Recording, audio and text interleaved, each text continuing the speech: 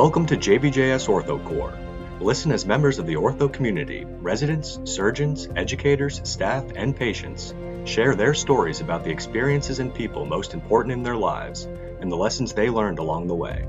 OrthoCorps is an audio archive inspired by StoryCorps and independently organized by the Journal of Bone and Joint Surgery.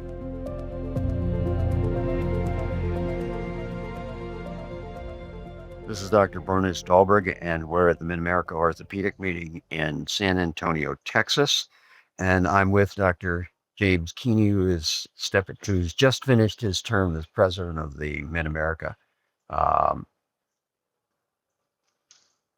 Jim, I appreciate your taking time to talk to us this morning.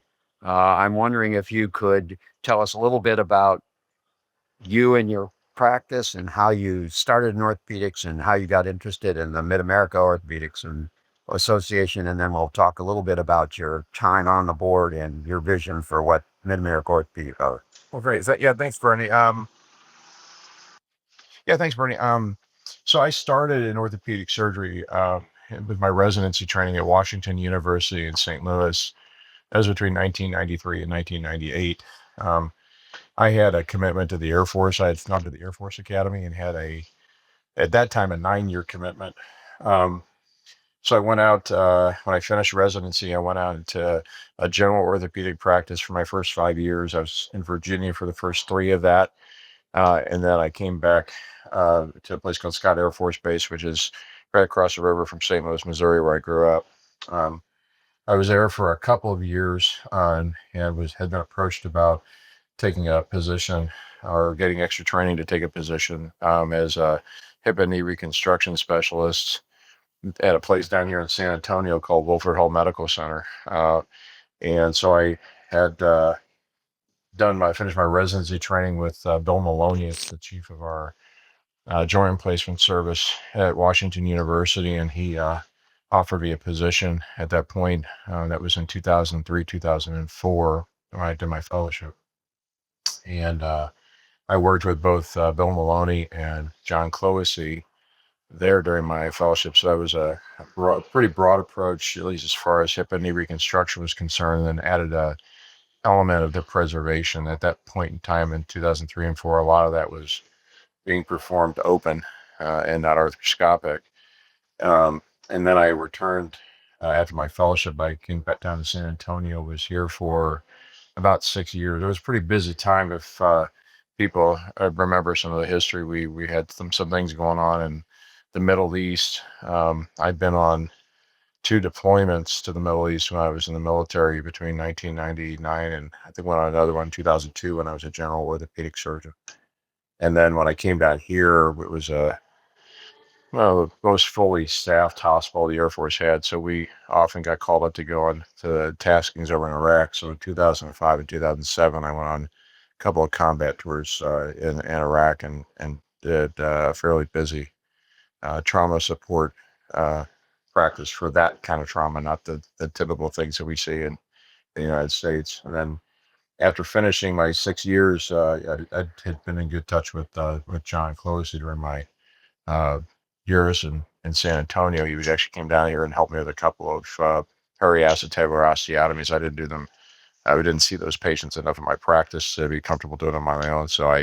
But he was very gracious to come down and help out with cases. So I also attribute John to be the reason I kind of got involved with Mid-America. He had probably made it to kind of present some work that we had done. And so I attended my first meeting with Mid-America in 2005, the year after I finished my fellowship. Getting back to that, we finished up. I was getting close to the out of my time in the Air Force and thinking about what we were going to do. Connie's got 4 daughters, and I was getting deployed around the world. And at this point in time, Wash asked if I'd come and take a spot there. So I went back to Washington University in 2010, and I was there on faculty until Richard Gelderman was retiring in late 2014. At that point, University of Missouri was looking for a chief of their hip and knee service. So I was approached by them to come and interview, and I was somewhat surprised. I didn't expect to see what I found there. I was kind of seeing kind of an up-and-coming department, similar to what Washington University was back in the 90s when I was in my training. I ended up taking the position and transitioning, and felt it wasn't too hard on it was too hard on the half on kind of Washington University, as it was a time of transition there too, with Richard moving on, retiring. So, and I've been at University of Missouri for the last 10 years, and have enjoyed my practice. So, taking care of patients and teaching younger doctors and medical students and the things that we do. Uh, Not only do all of us appreciate your service, but of course, and it's always helpful to learn about your colleagues and find out what amazing things they've done, and how they've helped all of us in both our orthopedic community and beyond.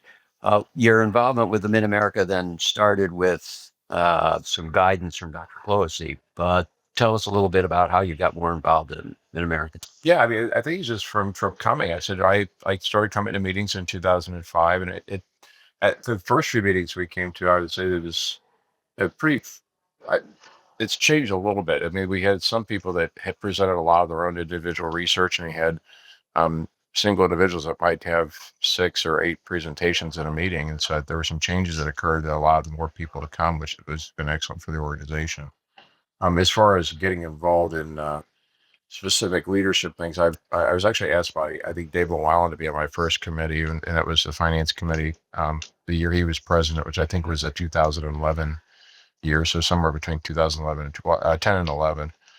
And I'd visited Mayo Clinic. Robert Barrick, who was one of my partners in St. Louis, had, and when I was getting out of the military, transitioning in, we talked a few times. He said, you're going to be doing some complex revision work, and might be good to come and spend some time with Dave. And Dave was gracious enough to host me. And that was the middle of 2009. So that's how I met Dave. And so I think, a lot of the things with Mid-America that's fantastic is you have a little bit more opportunity to engage with people when you're here, and things that you might not have if you're at a smaller program, or if you haven't had a lot of those experiences. But it was nice, to have been on that committee with Dave to get started. I think Craig Roberts was on the committee along with me, and he was Louisville, was the chair at Louisville at the time. And then Craig's done a lot of things, as far as helping to support the organization, and with charitable giving by our members to be able to help sponsor the education grants that we give to residents and medical students who've come to meetings. So that was very good. And had some other interactions. I think Ida Bowery Barnes was a president, and had gotten me into some committee work as well. I was on the membership committee, and then had gotten onto the board, I think, as a member at large. I can't remember if I was actually in that role or not, for a brief period of time. And then Craig Mahoney was on the nominating committee the year he was president, and then I was in that group, and the nominating committee had got me said to be in the presidential line, and then here we are 3 years later. It's just boiling here. And you have kind of overseen the way the board has functioned over the past year, and what kind of direction did you think you wanted it to go, and how do you see it moving forward at this point? Well, that's really interesting. So we have there's several things obviously the board looks at. I mean, obviously we oversee the finances, or we see the finances what they are. I mean, the organization takes care of itself, and I think our management team, that's Pam Cluck, who's been here for the last 30 years. Sue McKinley was working with her until 5 years ago, and then Kean Van Leer and Beth Helen are working in there. So they manage a lot of the day-to-day things, and they get things prepared so we can kind of focus on guidance. We had a strategic planning, actually, it started with Craig Della Valle last year, and we had met in Chicago with Dave, and kind of thought about how are we going to think about our organization, for the long term. And members of our board came up as well, and we kind of sat down and thought about the directions we should be going. And so I give credit Craig, I think, for that. But we thought, what the real purpose of Mid-America is educational, and so our focus is this meeting, and how do we get ready for that.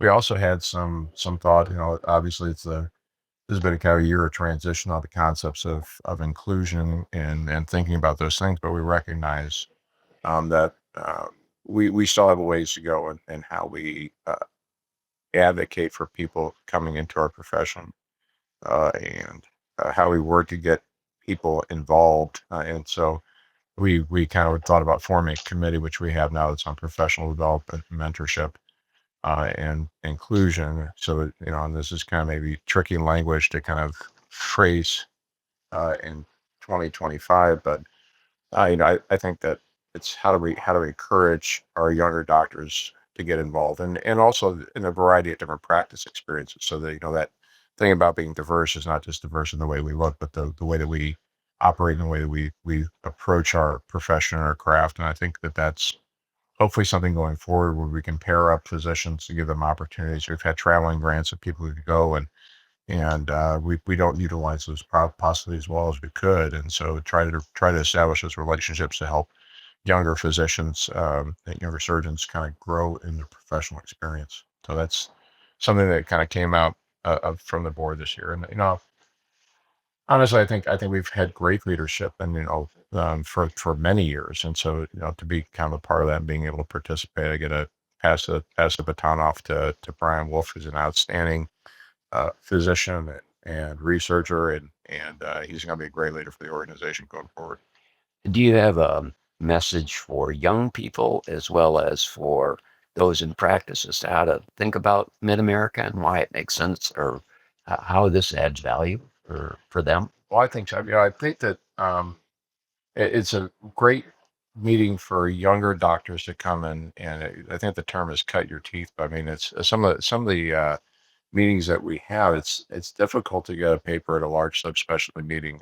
It's not as difficult here. If you have residents and medical students work there, even if you don't, if you like doing clinical research and you're a private surgeon, it's a great place to be able to come and present a meeting. I think for those of us who are in the northern states, it's really nice in the month of April to get away from what's not so great climate where we are. And we're sitting down here at San Antonio, and it's in the mid 80s, or I think maybe low 90s yesterday, almost no humidity, and it's just been a great way to kind of get away for that. And I think that the other thing is it's opportunities for things like we're doing right here, where you have time to sit down and talk with people. We have purposefully decompressed the schedule so that we have time for family and friends and other things. And then we have there are social functions each night with dinners. We sit down together and we sit down with other people and talk, and people usually hang out even after that's done, as late as they want to, if they don't have a talk